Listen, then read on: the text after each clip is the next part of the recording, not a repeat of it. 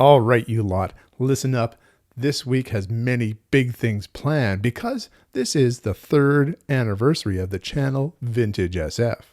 I've got 5 announcements, and then I have a little bit of fun with Artemis 2's space shots, space photography of the moon.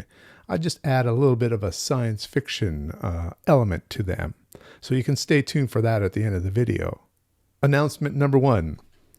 A collaboration with John of SciFi Scavenger. John invited me to do a video with him, and I'm going to be taping that this week.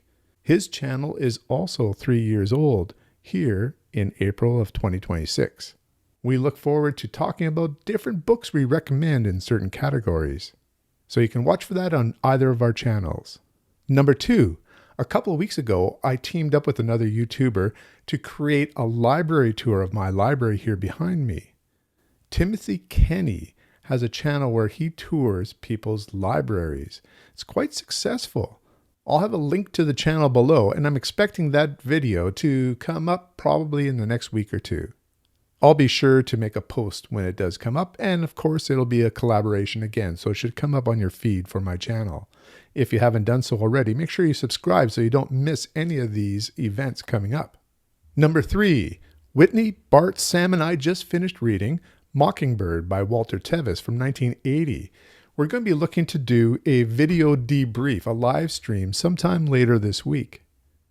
Once again, it'll be a collaboration that should be on all of our channels, but I'll make sure in the description to this video that I put links to these channels that I'm talking about. Number 4. Some of you know that I work for a charity called the Children's Hospital Book Market of Winnipeg, Manitoba, Canada. We have our annual spring sale coming up in the St. Vital Center here in Winnipeg. It's huge. We take over all the aisles of the mall, and there are just thousands and thousands of books there.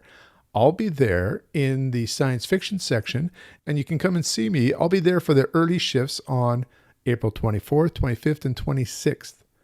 Be sure to come Friday, April 24th, if you want a really good selection in the science fiction fantasy area.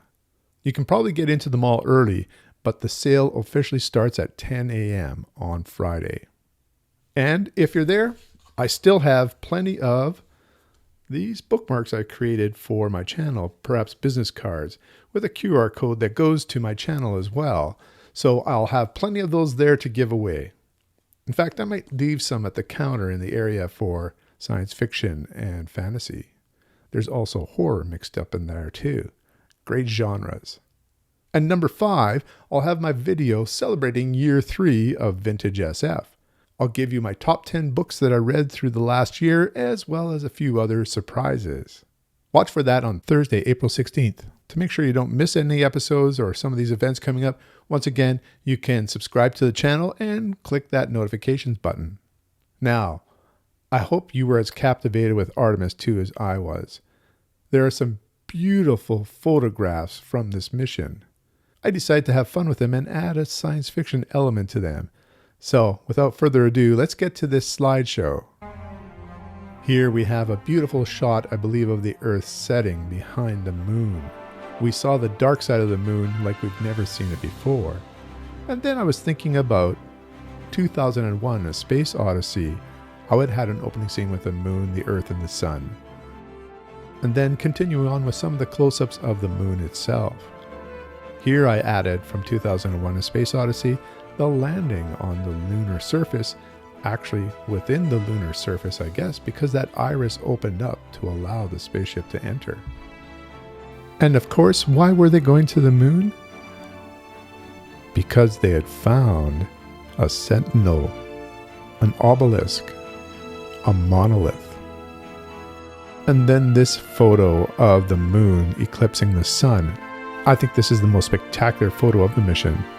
And I just decided to add Discovery going out towards Jupiter, or if you've read the novel, towards Saturn.